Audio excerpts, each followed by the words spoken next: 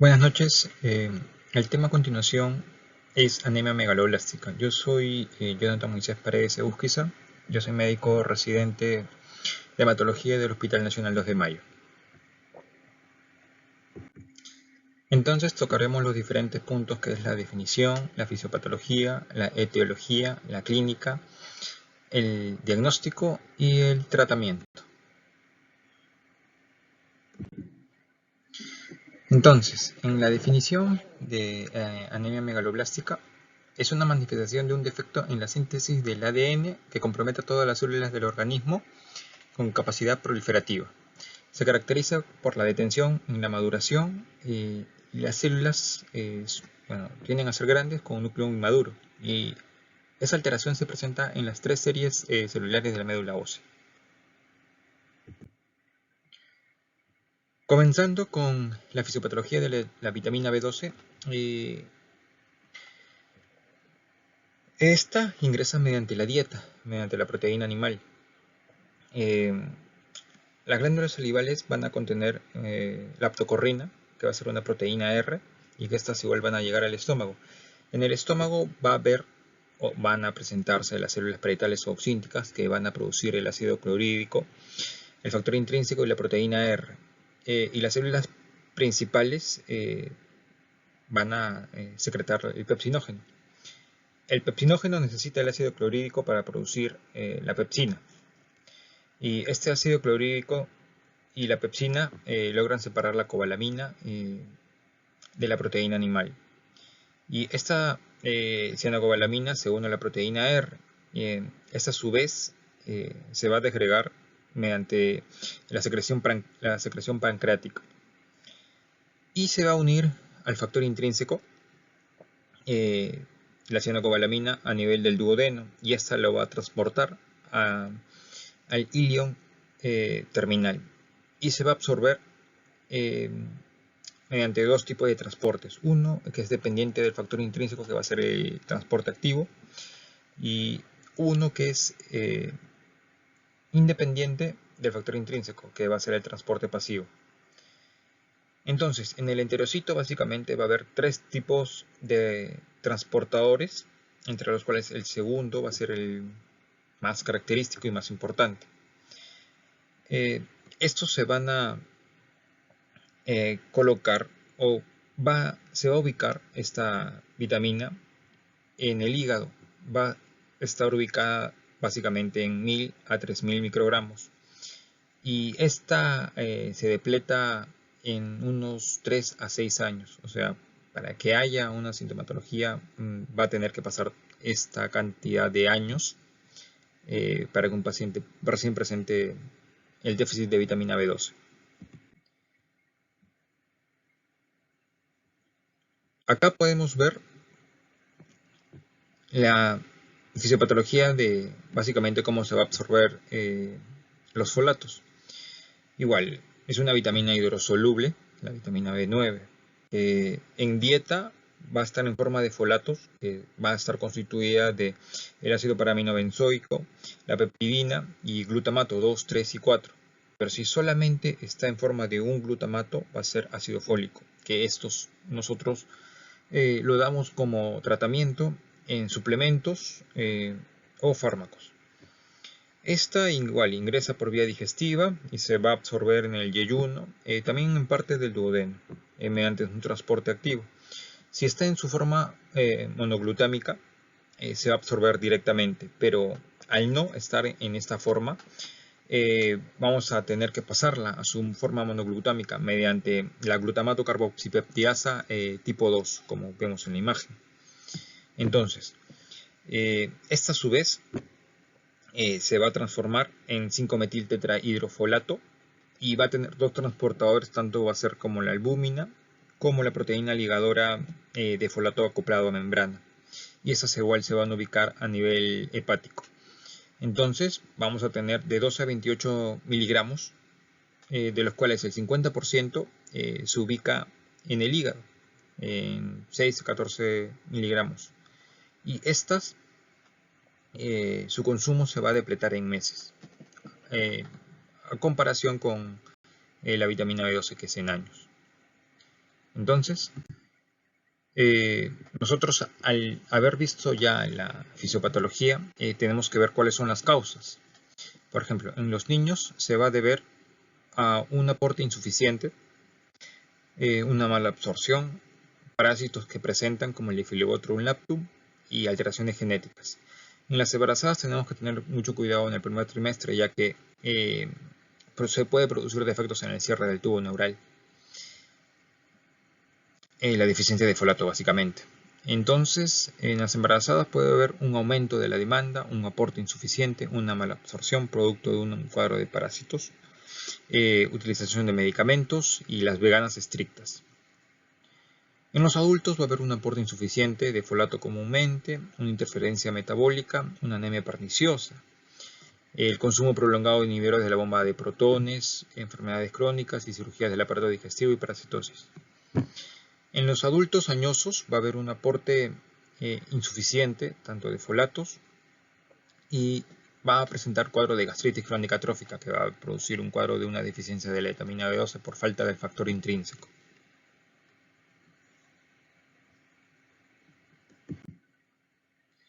También puede haber gastropatías tanto médicas como quirúrgicas como enteropatías, anemia perniciosa, hepatopatías, hemólisis, neoplasias, enfermedades crónicas consuntivas. Entonces, ya tenemos su fisiopatología, las causas y acá vemos la clínica. Va a haber signos y síntomas. Entre los síntomas va a presentar el cuadro de debilidad, cansancio, somnolencia, disnea de esfuerzos, palpitaciones, edemas, glositis, anorexia, vómitos, diarreas, adelgazamiento, parestesias, cambios de carácter, amenorrea, impotencia, infertilidad. En los signos físicos, palidez de mucosas, melanodermia, subiptericia, la lengua lisa y brillante, síndrome purpúrico, taquicardia, hipotensión, hepatomegalia, esplenomegalia, que es infrecuente, alteraciones de la sensibilidad y el ataxia ocasionalmente. En esta imagen podemos ver a una paciente que presenta una lengua lisa y depapilada, característico de estos pacientes. También podemos ver si el lugar donde está afectado van a ser los cordones posteriores, va a estar afectado la sensibilidad profunda y haber una disminución de los reflejos osteotendinosos.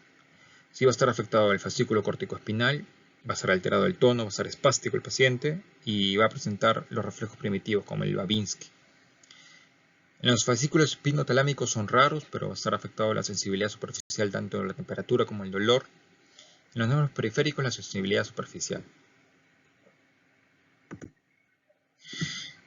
También tenemos que ver que en los pacientes que presentan macrocitosis se puede deber a cuadros de alcoholismo, aplasias, EPOC, hepatopatía tanto aguda como crónica, hipotiroidismo. También se va a presentar en las patologías de mieloma, leucemia aguda y los síndromes mielodisplásicos. Si el paciente presenta neutrófilos hiperlobulados, puede presentar un cuadro de hipertermia, quemaduras extensas. Si el paciente presenta cambios megaloblastoides sin neutrófilos hipersegmentados, se va a deber a cuadros de SMDs y leucemias mieloides agudas y crónicas.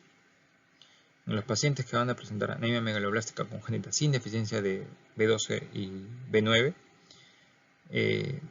se va a presentar los pacientes que presentan este tipo de anemia megaloblástica que responden a la tiamina. El síndrome de Leach-Nyhan, que es poco frecuente, y las anemias eritropoyéticas congénitas. Entonces, ¿cómo hacemos el diagnóstico de un paciente con anemia megaloblástica? Nosotros sospechamos mediante el hemograma y también básicamente mediante la clínica del paciente. En el hemograma podemos ver el volumen corpuscular medio que va a estar elevado, mayor a 100 femtolitros. También característico que vamos a ver en el hemograma básicamente, y también alteraciones en la médula ósea. También va a presentar un aumento de bilirrubina indirecta y LDH en consecuencia de una eritropoyesis inefectiva y un cuadro de hemólisis. Entonces, el diagnóstico vamos a visualizar en el hemograma la anisocitosis. El RDW va a estar en 14.5, los reticulocitos van a estar disminuidos. El BCM va a ser mayor a 100 femtolitros con neutrófilos polisegmentados. Va a haber una leucopenia con una hipersegmentación de polimorfo nuclear, va a haber un cuadro de trombocitopenia con macroplaquetas, va a haber también un cuadro de una bilirrubina indirecta aumentada y una LDH aumentada por una hemólisis intramedular. Entonces, en la médula ósea, en el mielograma, básicamente vamos a ver un aumento de hemosiderina, la celularidad incrementada, detención en la maduración. Y en la bioquímica vamos a tener el folato sérico que va a estar disminuido, tanto como el eritrocitario, y la vitamina B12 va a estar disminuida. Entonces, si ya tenemos el diagnóstico, nosotros tenemos que plantear dar el tratamiento, si es en base a la deficiencia tanto de folato o como vitamina B12. Si es una deficiencia de folato, según esta literatura nos refiere que tenemos que darle 1 a 5 miligramos al día por 6 meses dependiendo de la causa. Y si tiene alguna deficiencia de la vitamina B12, 1000 microgramos al día, vía parenteral, o sea, se da por 7 días, luego se pasa a cada semana y luego se da por mes. Puede dependerse de 6 a 12 meses. Si es que el paciente presenta un cuadro de una anemia perniciosa, el tratamiento va a ser básicamente con B12 de por vida.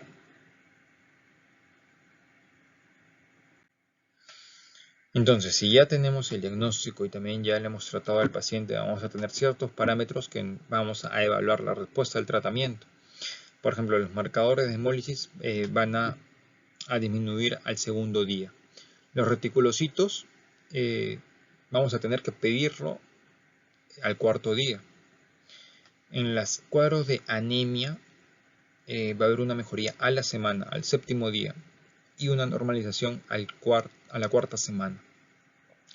Los neutrófilos hipersegmentados al 10.º día y la leucopenia y trombocitopenia a la 2.ª semana.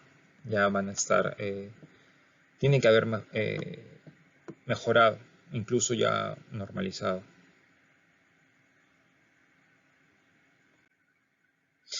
Entonces, haciendo o recapitulando esta exposición, siempre, como en cualquier patología, nosotros tenemos que hacer una buena historia clínica, una buena anamnesis, para básicamente plantear nuestro diagnóstico de deficiencia de una vitamina, tanto B12 como B9, para plantear que el paciente tenga una anemia megaloblástica, mediante también los signos y síntomas.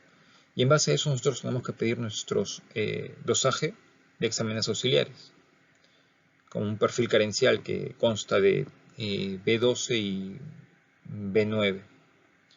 Entonces tenemos ya nuestra historia clínica, nuestros exámenes de laboratorio y ya tenemos el diagnóstico mediante ciertos parámetros que ya anteriormente hemos indicado.